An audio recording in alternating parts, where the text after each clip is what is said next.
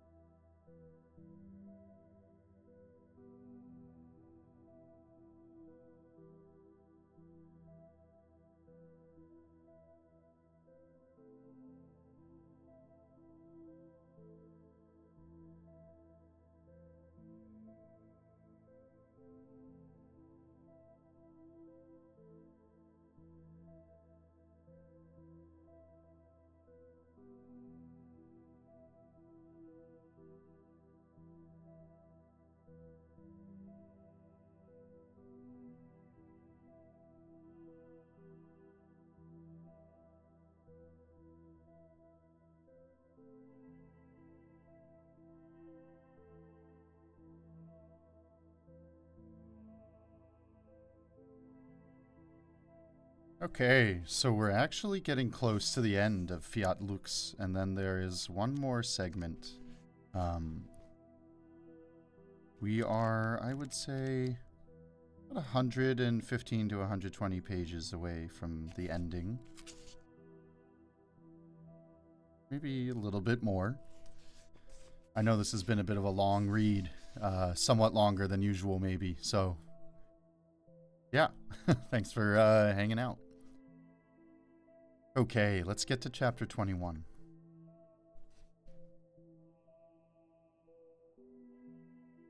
It was during the 10th week of Thontario's visit that the messenger brought the black news. The head of the ruling dynasty of Laredo had demanded that Texarkanan troops be evacuated forthwith from the realm. The king died of poison that night, and a state of war was proclaimed between the states of Laredo and Texarkana. The war would be short-lived. It could, with assurance, be assumed that the war had ended the day after it had begun, and that Hannigan now controlled all lands and peoples from the Red River to the Rio Grande. That much had been expected, but not the accompanying news.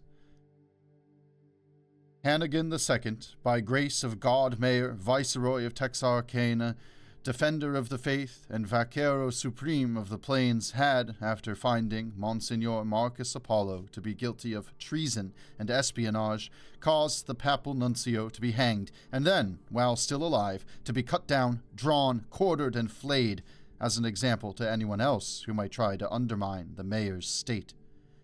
In pieces, the priest's carcass had been thrown to the dogs. The messenger hardly needed to add that Texarkana was under absolute interdict by a papal decree which contained certain vague but ominous allusions to regnans in excelsis and a 16th century bull ordering a monarch deposed. Oh, I'm sorry, let's try that again. Vague but ominous allusions to regnans in excelsis, a 16th century bull ordering a monarch deposed. There was no news of Hannigan's countermeasures, as yet. On the plains, the Laredan forces would now have to fight their way back home through the nomad tribes, only to lay down their arms at their own borders, for their nation and their kin were hostage. "A tragic affair," said Thontario, with an apparent degree of sincerity. "Because of my nationality, I offer to leave at once." "Why?" Dom Paulo asked.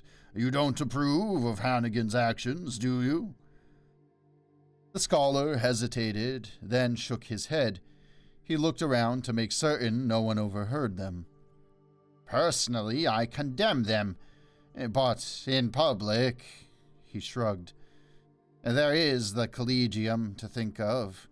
If it were only a question of my own neck, well, I understand. May I venture an opinion, in confidence? Of course. Then someone ought to warn New Rome against making idle threats. Hannigan's not above crucifying several dozen Marcus Apollos. Then some new martyrs will attain heaven. New Rome doesn't make idle threats. The Thon sighed. I suppose that you'd look at it that way, but I renew my offer to leave. Nonsense. Whatever your nationality, your common humanity makes you welcome. But a rift had appeared. The scholar kept his own company afterward, seldom conversing with the monks. His relationship with Brother Cornhor became noticeably formal, although the inventor spent an hour or two each day in servicing and inspecting the dynamo and the lamp, and keeping himself informed concerning the progress of the Thon's work, which was now proceeding with unusual haste. The officers seldom ventured outside the guest house. There were hints of an exodus from the region. Disturbing rumors kept coming from the plains. In the village of San Leibowitz, people began discovering reasons to depart suddenly on pilgrimages or to visit in other lands. Even the beggars and vagrants were getting out of town. As always, the merchants and artisans were faced with the unpleasant choice of abandoning their property to burglars and looters or staying with it to see it looted. A citizens' committee, headed by the mayor of the village, visited the abbey to request sanctuary for the townspeople in the event of an invasion. My final offer, said the abbot, after several hours of argument, is this. We will take in all the women, children, invalids, and aged, without question. But as for men capable of bearing arms, we'll consider each case individually, and we may turn some of them away. Why? The mayor demanded. That should be obvious even to you, Don Paulo said sharply. We may come under attack ourselves, but unless we're directly attacked, we're going to stay out of it. I'll not let this place be used by anybody as a garrison from which to launch a counterattack if the only attack is on the village itself. So, in case of males able to bear arms, we'll have to insist on a pledge to defend the abbey under our orders. And we'll decide in individual cases whether a pledge is trustworthy or not. It's unfair, howled a committeeman. You'll discriminate. Only against those who can't be trusted. What's the matter? Were you hoping to hide a reserve force here? Well, it won't be allowed. You're not going to plant any part of a town militia out here, and that is final. Under the circumstances, the committee could not refuse any help offered. There was no further argument. Don Paulo meant to take in anyone when the time came, but for the present he meant to forestall plans by the village to involve the abbey in military planning. Later, there would be offers from Denver with similar requests. They would be less interested in saving life than in saving their political regime. He intended to give them a similar answer. The abbey had been built as a fortress of faith and knowledge, and he meant to preserve it as such. The desert began to crawl with wanderers out of the east. Traders, trappers, and herdsmen in moving west brought news from the plains. The cattle plague was sweeping like wildfire among the herds of the nomads. Famine seemed imminent. Laredo's forces had suffered a mutinous cleavage since the fall of the Laredan dynasty. Part of them were returning to their homeland as ordered, while the others set out under a grim vow to march on Texarkana and not stop until they took the head of Hannigan II or died in trying. Weakened by the split, the Laredans were being wiped out gradually by the hit-and-run assaults from Mad Bear's warriors who were thirsty for vengeance against those who had brought the plague. It was rumored that Hannigan had generously offered to make Mad Bear's people his protected dependents if they would swear fealty to civilized law, accept his officers into their councils, and embrace the Christian faith. Submit or starve was the choice which fate and Hannigan offered the herdsman peoples. Many would choose to starve before giving allegiance to an agrarian merchant state. Hongen Os was said to be roaring his defiance southward, eastward, and heavenward. He accomplished the latter by burning one shaman a day to punish the tribal gods for betraying him. He threatened to become a Christian if Christian gods would help slaughter his enemies.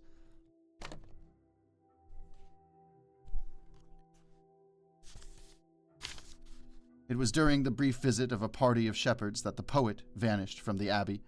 Fontadio was the first to notice the poet's absence from the guest house and to inquire about the versifying vagrant. Don Paulo's face wrinkled in surprise. "Are you certain he's moved out?" he asked. "He often spends a few days in the village, or goes over to the mesa for an argument with Benjamin."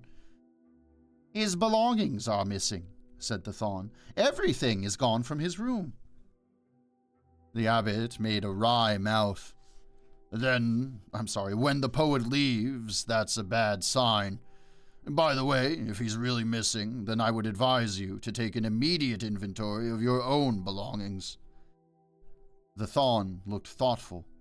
"Ah, so that's where my boots." "No doubt." "I set them out to be polished. They weren't returned. That was the same day he tried to batter down my door." "Batter down who? The poet?" Fontadio chuckled. "I'm afraid I've been having a little sport with him. I have his glass eye. You remember the night he left it on the refectory table?" "Yes." "Well, I picked it up." The Thon opened his pouch, groped in it for a moment, then laid the poet's eyeball on the abbot's desk. "He knew I had it, but I kept denying it. But we've had sport with him ever since, even to creating rumors that it was really the long-lost eyeball of the Bering idol and ought to be returned to the museum. He became quite frantic after a time. Of course, I meant to return it before we go home. Do you suppose he'll return after we leave?" "I doubt it," said the abbot, shuddering slightly as he glanced at the orb. "But I'll keep it for him, if you like.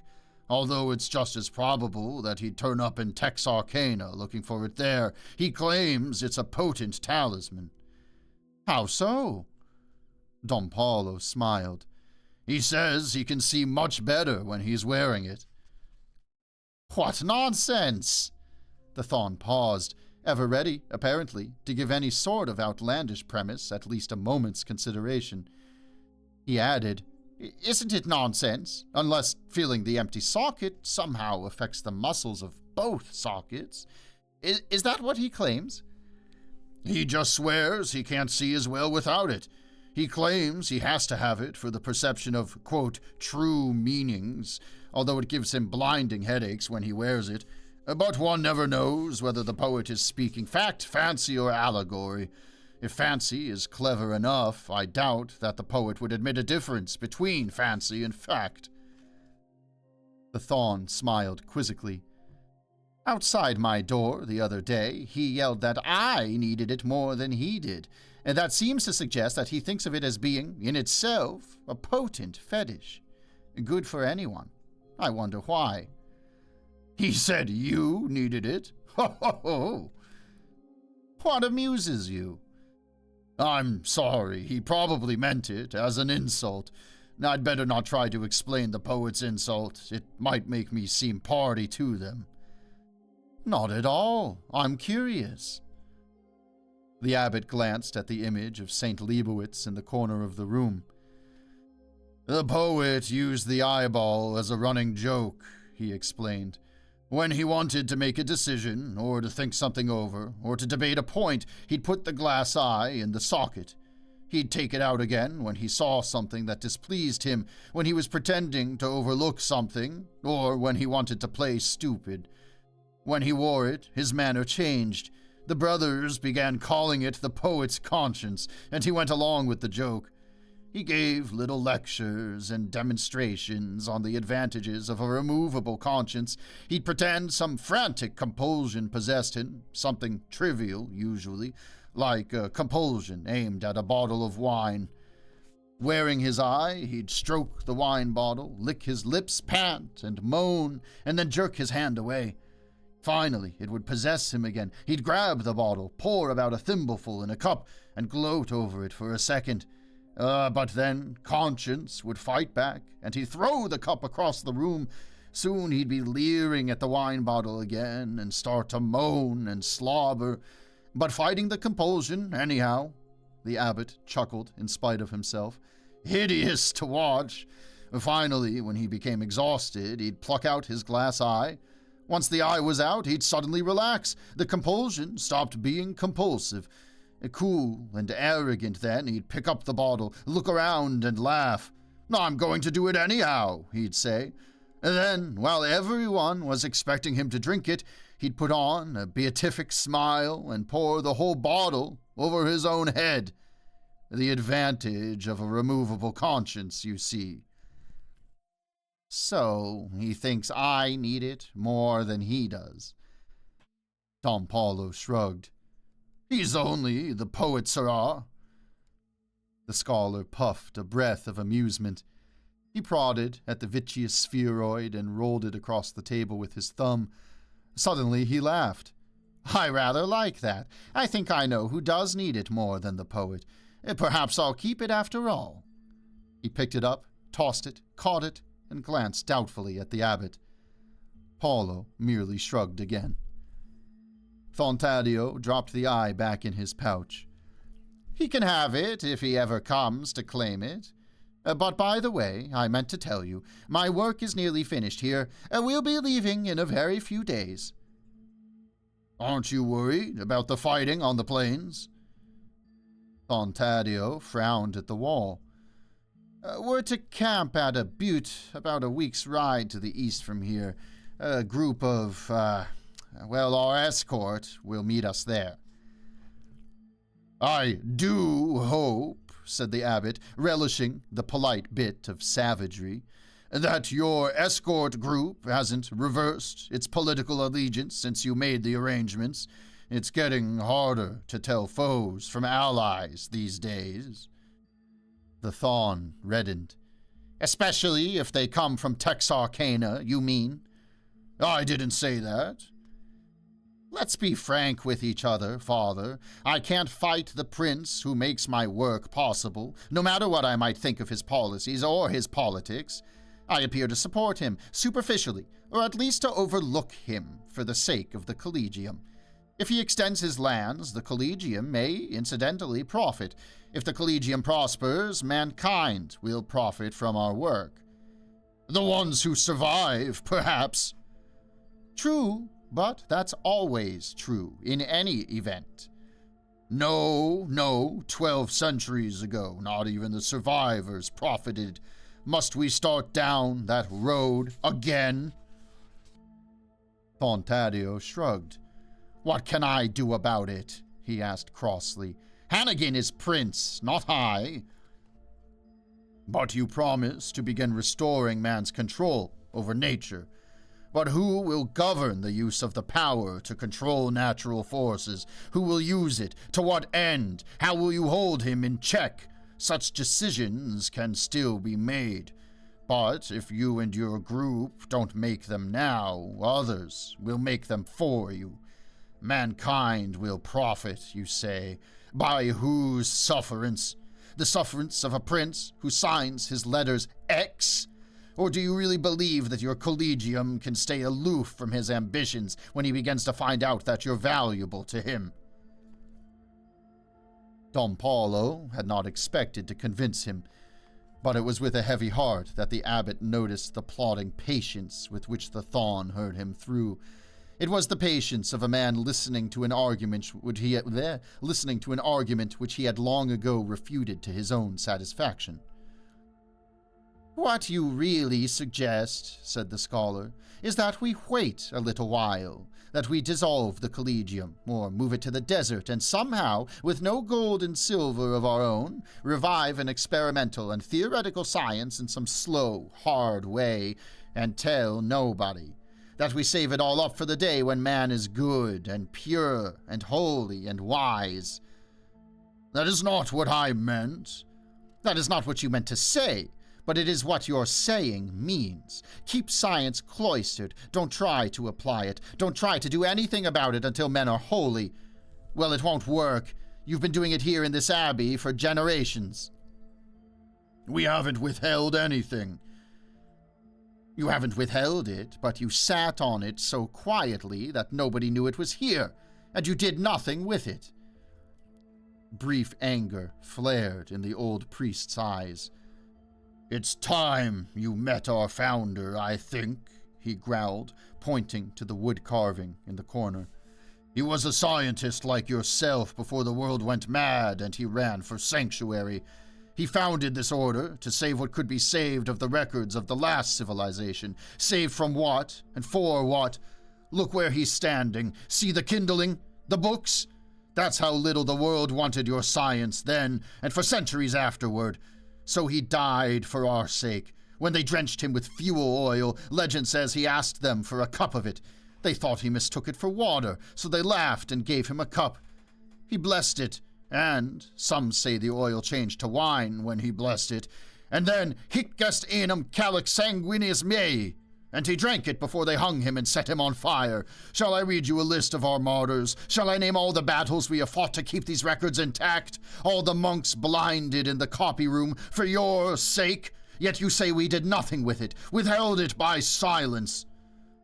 Not intentionally, the scholar said, but in effect you did, and for the very motives you imply should be mine. If you try to save wisdom until the world is wise, Father, the world will never have it. I can see the misunderstanding is basic, the abbot said gruffly. To serve God first, or to serve Hannigan first, that is your choice. I have little choice, then, answered the Thon. Would you have me work for the church? The scorn in his voice was unmistakable.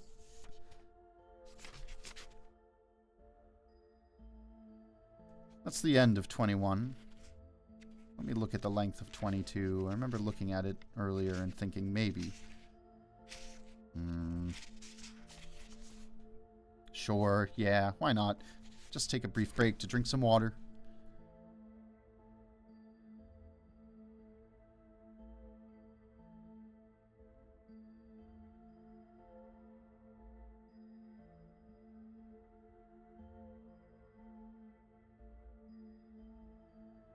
Oh, hey, croissants. No apologies necessary. Take your time, and thank you. All right, let's get to chapter 22.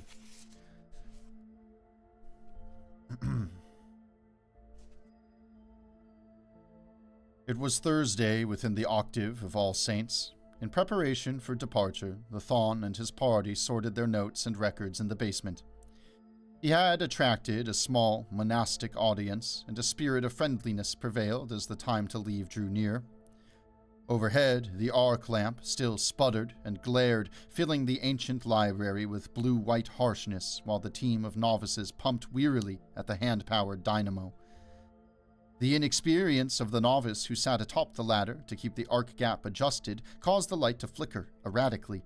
He had replaced the previous skilled operator, who was at present confined to the infirmary with wet dressings over his eyes. Fontadio had been answering questions about his work with less reticence than usual, no longer worried, apparently, about such controversial subjects as the refrangible property of light or the ambitions of Thon Esser Schon. Now, unless this hypothesis is meaningless, he was saying, it must be possible to confirm it in some way by observation.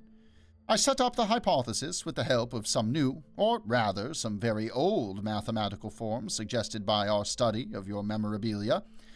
The hypothesis seems to offer a simple explanation of optical phenomena, but frankly, I could think of no way to test it at first. That's where your brother Cornhor proved a help.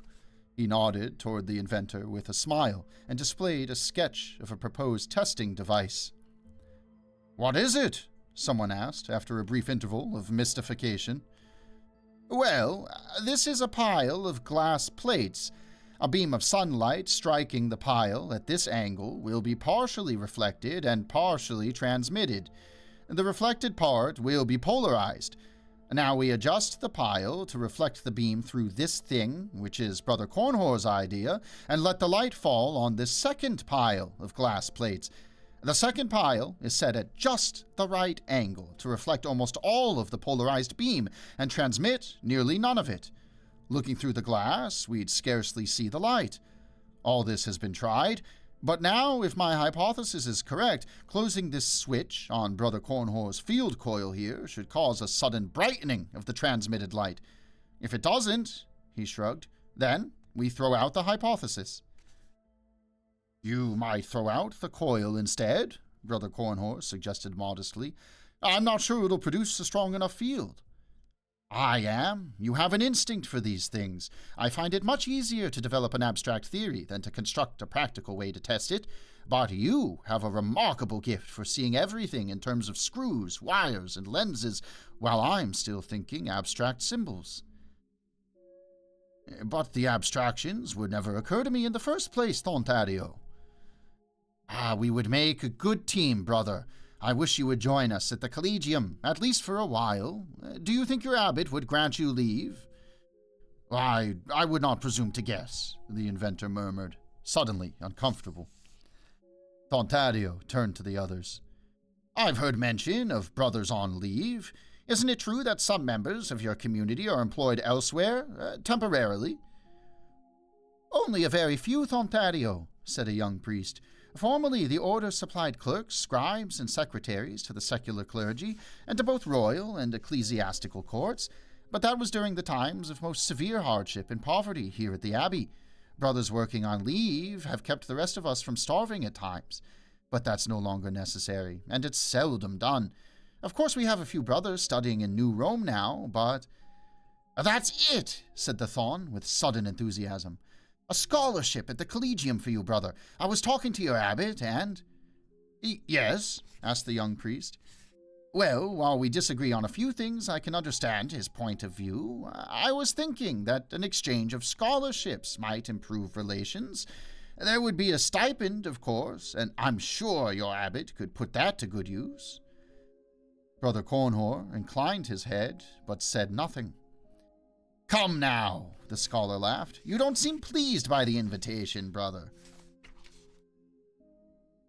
Whoops, I lost my spot. I am flattered, of course, but such matters are not for me to decide. Well, I understand that, of course, but I wouldn't dream of asking your abbot if the idea displeased you. Brother Cornhor hesitated. My vocation is to religion, he said at last. That is, to a life of prayer. We think of our work as a kind of prayer, too, but that, he gestured toward his dynamo, for me seems more like play. However, if Don Paulo were to send me... You'd reluctantly go, the scholar finished sourly. I'm sure I could get the Collegium to send your abbot at least 100 gold Hannigans a year while you were with us, too. He paused to look around at their expressions. Pardon me, did I say something wrong? Halfway down the stairs, the abbot paused to survey the group in the basement. Several blank faces were turned toward him. After a few seconds, Thontario noticed the abbot's presence and nodded pleasantly. We were just speaking of you, father, he said. If you heard, perhaps I should explain. Don Paulo shook his head. That's not necessary. But I would like to discuss. Can it wait? I'm in a hurry this minute. Certainly, said the scholar. I'll be back shortly. He climbed the stairs again. Father Galt was waiting for him in the courtyard. Have they heard about it yet, Domni? The prior asked grimly. I didn't ask, but I'm sure they haven't, Don Paulo answered. They're just making silly conversation down there, something about taking Brother Kay back to Texarkana with them. Then they haven't heard, that's certain. Yes, and now where is he? In the guest house, Domni. The medic's with him. He's delirious. How many of the brothers know he's here? About 4. We were singing Nun when he came in the gate. Tell those 4 not to mention it to anyone, then join our guests in the basement. Just be pleasant, and don't let them know. But shouldn't they be told before they leave, Domni? Of course, but let them get ready first. You know it won't stop them from going back. So to minimize embarrassment, let's wait until the last minute to tell them. Now, do you have it with you?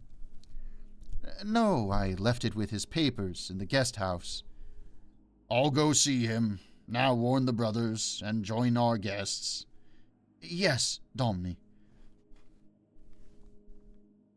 The abbot hiked toward the guest house. As he entered, Brother Pharmacist was just leaving the fugitive's room. "Will he live, brother?" "I cannot know, Domney. Mistreatment, starvation, exposure, fever. If God wills it," he shrugged. "May I speak to him?" "I'm sure it won't matter, but he doesn't make sense." The abbot entered the room and softly closed the door behind him. "Brother Claret?" "Not again," gasped the man on the bed. "For the love of God, not again. I've told you all I know. I betrayed him. Now just let me be." Dom Paulo looked down with pity on the secretary to the late Marcus Apollo. He glanced at the scribe's hands. There were only festering sores where the fingernails had been. The abbot shuddered and turned to the small table near the bed. Out of a small collection of papers and personal effects, he quickly found the crudely printed document which the fugitive had brought with him from the east. "Hannigan, the mayor, by grace of God, sovereign of Texarkana, emperor of Laredo, defender of the faith, doctor of laws, clans chief of the nomads, and vaquero supreme of the plains, to all bishops, priests, and prelates of the church throughout our rightful realm, greetings, and take heed, for it is the law, viz. And to wit, 1. Whereas a certain foreign prince, one Benedict the 22nd, Bishop of New Rome, presuming to assert an authority which is not rightly his over the clergy of this nation, has dared to attempt, first, to place the Texarkanan Church under a sentence of interdict, and later to suspend this sentence, thereby creating great confusion and spiritual neglect among all the faithful, we, the only legitimate ruler over the church in this realm, acting in concord with a council of bishops and clergy, hereby declare to our loyal people that the aforesaid prince and bishop, Benedict the 22nd, is a heretic, simoniac, murderer, sodomite, and atheist, unworthy of any recognition by Holy Church in lands of our kingdom, empire, or protectorate. Who serves him serves not us. 2. Be it known, therefore, that both the decree of interdict and the decree suspending it are hereby quashed, annulled, declared void, and of no consequence, for they were of no original validity. Dom Paulo glanced at the rest of it only briefly. There was no need to read further. The mayoral take heed ordered the licensing of the Texarkanan clergy, made the administration of the sacraments by unlicensed persons a crime under the law, and made an oath of supreme allegiance to the mayoralty a condition for licensing and recognition. It was signed not only with the mayor's mark, but also by several bishops whose names were unfamiliar to the abbot. He tossed the document back on the table and sat down beside the bed. The fugitive's eyes were open, but he only stared at the ceiling and panted. "Brother Claret," he asked gently. "Brother." A short break here. I need some water.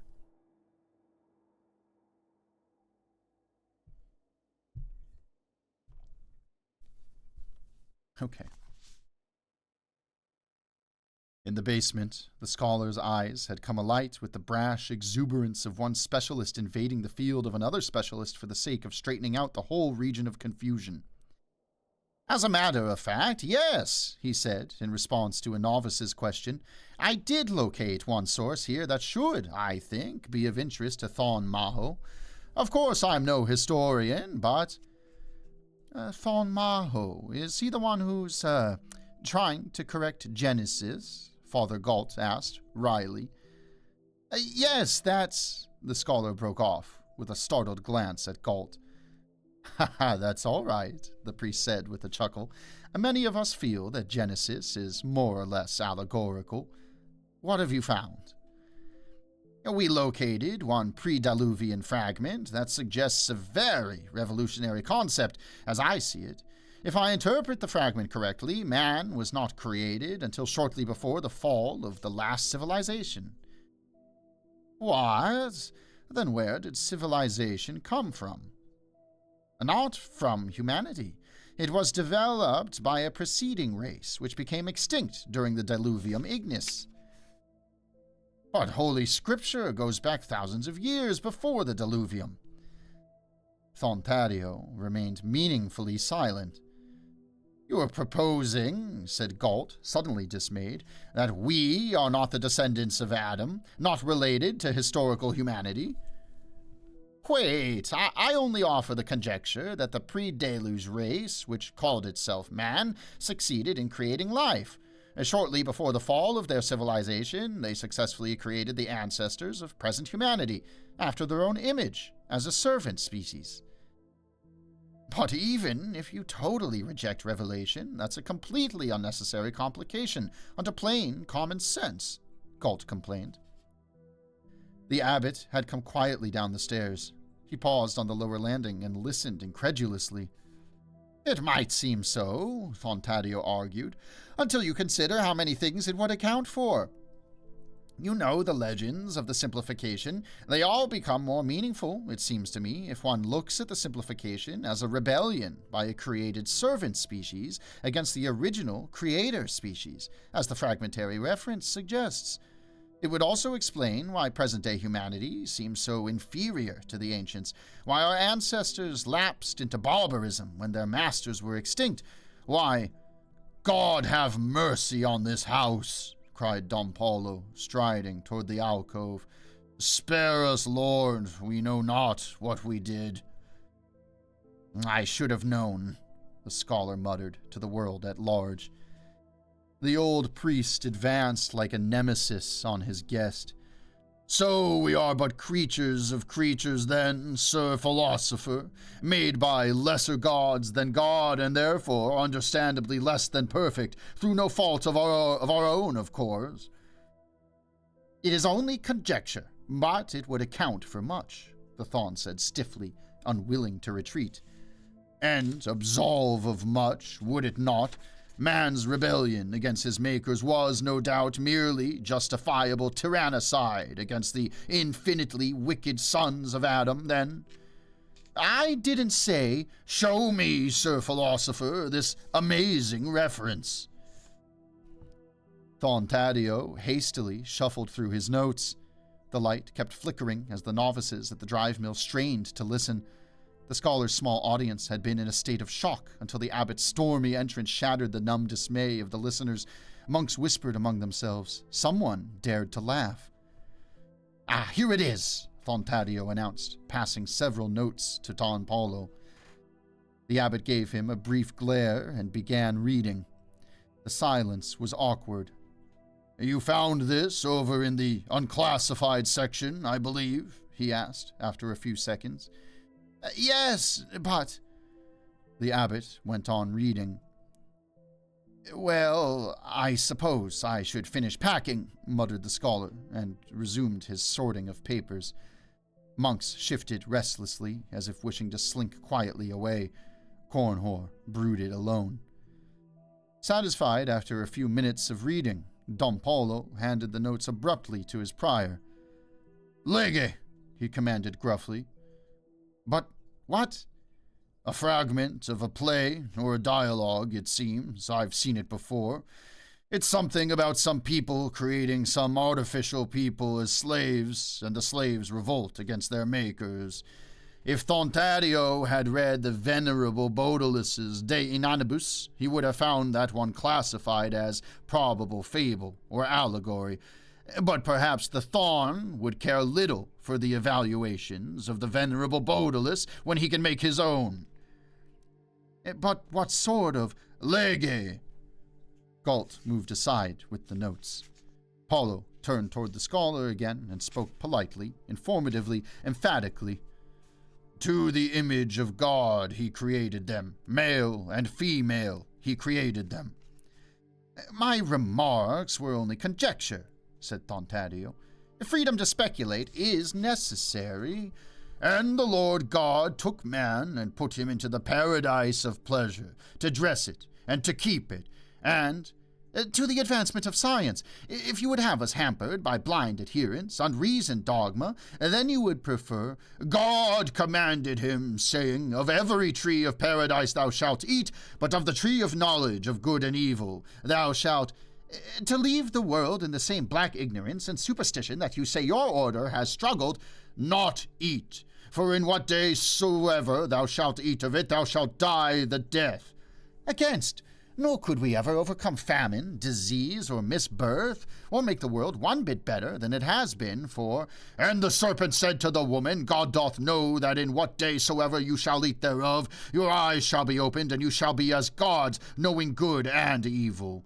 12 centuries, if every direction of speculation is to be closed off, and every new thought denounced, it never was any better. It never will be any better. It will only be richer or poorer, sadder but not wiser, until the very last day.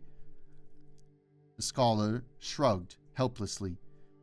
You see, I knew you would be offended, but you told me. Oh, what's the use? You have your account of it. The account that I was quoting, Sir Philosopher, was not an account of the manner of creation, but an account of the manner of the temptation that led to the fall. Did that escape you? And the serpent said to the woman, Yes, but the freedom to speculate is essential. No one has tried to deprive you of that, nor is anyone offended. But to abuse the intellect for reasons of pride, vanity, or escape from responsibility is the fruit of that same tree. You question the honor of my motives? Asked the Thorn, darkening. At times I question my own. I accuse you of nothing, but ask yourself this. Why do you take delight in leaping to such wild conjecture from so fragile a springboard? Why do you wish to discredit the past, even to dehumanizing the last civilization, so that you need not learn from their mistakes? Or can it be that you can't bear being only a rediscoverer, and that you must feel that you are a creator as well? The Thorn hissed an oath. These records should be placed in the hands of competent people, he said angrily. What irony this is! The light sputtered and went out. The failure was not mechanical. The novices at the drive mill had stopped work. Bring candles, called the abbot. Candles were brought. Come down, Dom Paulo said to the novice atop the ladder, and bring that thing with you. Brother Cornhor. Brother Corn... He stepped into the storeroom a moment ago, Domni. Well, call him. Dom Paulo turned to the scholar again, handing him the document which had been found among Brother Claret's effects. Read, if you can make it out by candlelight, Sir Philosopher. A mayoral edict? Read it and rejoice in your cherished freedom. Brother Cornhor slipped into the room again. He was carrying the heavy crucifix which had been displaced from the head of the archway to make room for the novel lamp. He handed the cross to Dom Paulo. How did you know I wanted this? I just decided it was about time, Domni. He shrugged. The old man climbed the ladder and replaced the rood on its iron hook. The corpus glittered with gold by candlelight. The abbot turned and called down to his monks. Who reads in this alcove, henceforth, let him read ad lumina Christi. When he descended the ladder, Thontario was already cramming the last of his papers into a large case for later sorting. He glanced warily at the priests, but said nothing. You read the edict? The scholar nodded. If, by some unlikely chance, you would like political asylum here... The scholar shook his head. Then, may I ask you to clarify your remark about placing our records in competent hands? Thontario lowered his gaze. It was said in the heat of the moment, Father. I retract it. But you haven't stopped meaning it. You've meant it all along. The Thon did not deny it. Then it would be futile to repeat my plea for your intercession on our behalf when your officers tell your cousin what a fine military garrison this abbey would make. But for his own sake, tell him that when our altars or the memorabilia have been threatened, our predecessors did not hesitate to resist with the sword. He paused.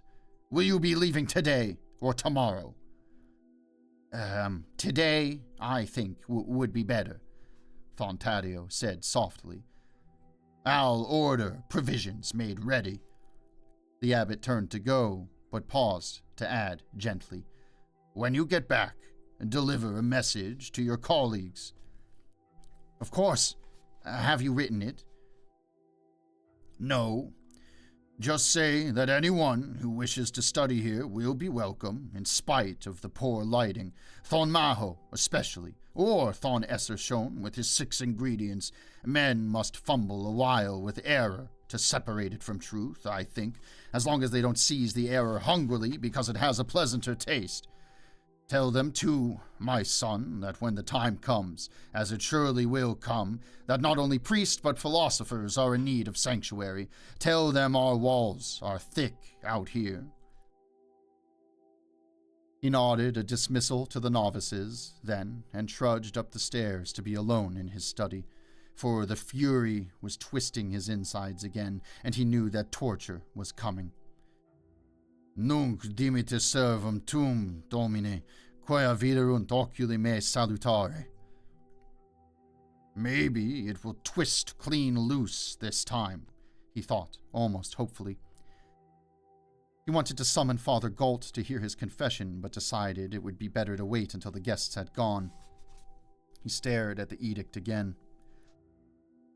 A knock at the door soon interrupted his agony. Can you come back later? I'm afraid I won't be here later, answered a muffled voice from the corridor. Oh, Fontadio, come in then. Don Paulo straightened. He took a firm grip on pain, not trying to dismiss it, but only to control it, as he would an unruly servant. The scholar entered and placed a folder of papers on the abbot's desk. I thought it only proper to leave you these, he said.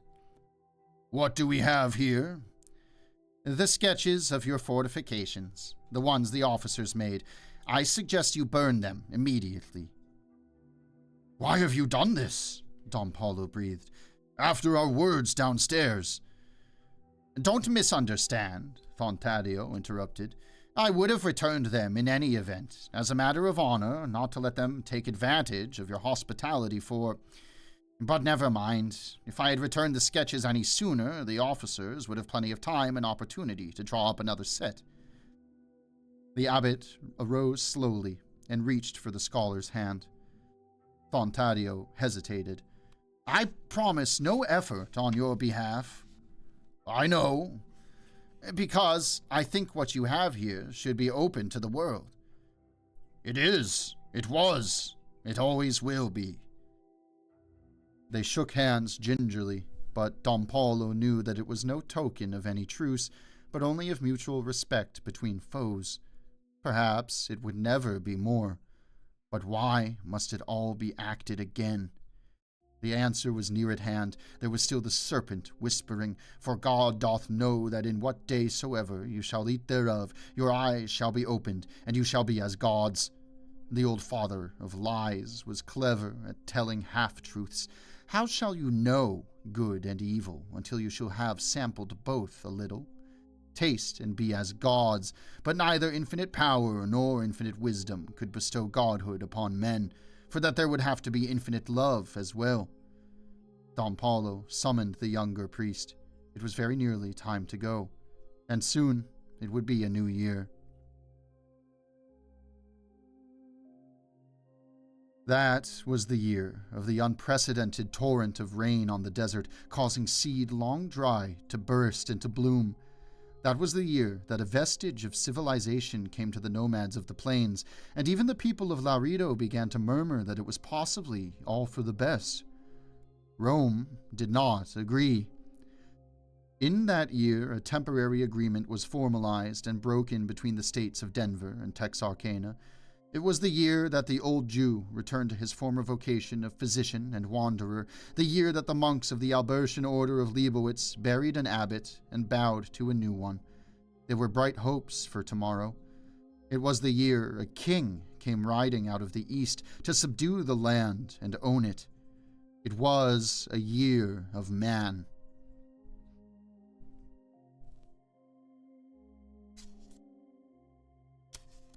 Well, that's the end of chapter 22. And we shall end there for now. If you hung out on Twitch today, thanks as always for listening. And if you're listening later on YouTube, thanks for hanging out. As always, feel free to shoot me an email if you got any questions or comments or feedback. And check out Aindulmedir. You can find him on Bandcamp, Spotify, YouTube. Today, as most days, we listened to the Lunar Lexicon. He has 2 other albums out, and they're both just as good. So go check him out and show him some love. All right, folks, thanks for hanging, and I'll be back soon with chapter 23. And then I think 23 and 24 are the last 2 of this portion of the book. Yes, I believe so. And then we'll move on to Fiat Voluntas Tua. All right, folks, I'll catch you next time. Take it easy.